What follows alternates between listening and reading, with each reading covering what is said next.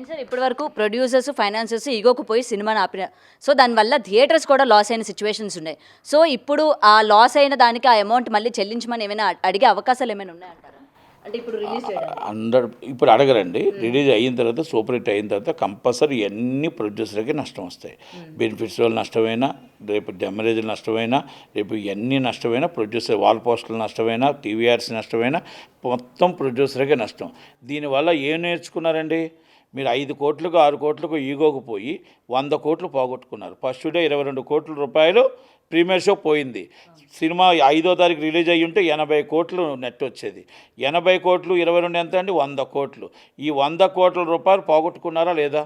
Maybe 100 కోట్ల రూపాయలు రేపు 11 రిలీజ్ అవుతే వస్తుందో రాదో అని చెప్పలేను.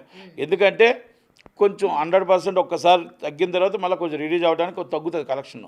అంత బేగా అంటే నమ్మకం ఉండదు. సినిమా రిలీజ్ అవుతుందా లేదా అనేది నమ్మకం మీద కొంచెం నమ్మకం తగ్గుతుంది. కాబట్టి ఆ తర్వాత పికప్ అవ్వచ్చు.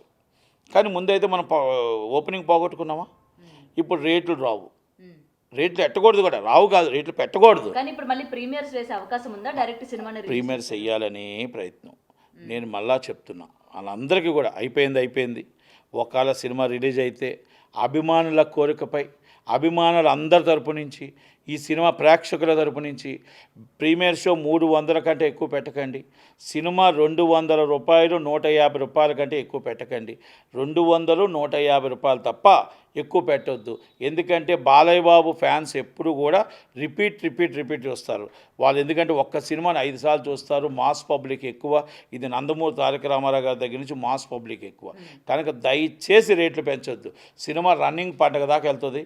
కన్ఫామ్ మనకు అందరికీ 1-2 రెట్లు డబ్బులు వస్తాయి తప్ప ఈ రేట్లు పెట్టేసి రాత్రి డబ్బులు వస్తాయని ఆశించి మనం అభిమానుల మీద దెబ్బ కొట్టద్దు. ఈరోజు అభిమానులు మనం ఎంత కాపలా కాసిన పాపం థియేటర్ల కోసం ఉన్నారో వాళ్ళకి ఇదేనా మంచి చేద్దాం. ఒక్కసారి పెద్ద మనసుతో ఆలోచించండి. ఇప్పుడు కూడా మనం ఆ అభిమానులకు మనం దెబ్బ కొట్టకూడదు. అభిమానులు మొత్తం టోటల్గా హెవీ వచ్చేటట్టు, ప్రేక్షకులు హెవీగా వచ్చేటట్టు చూద్దాం. కనుక రిలీజ్కి మాత్రం ఈ రేట్లు మాత్రం మళ్ళీ శాపం కావద్దని నా ఉద్దేశం.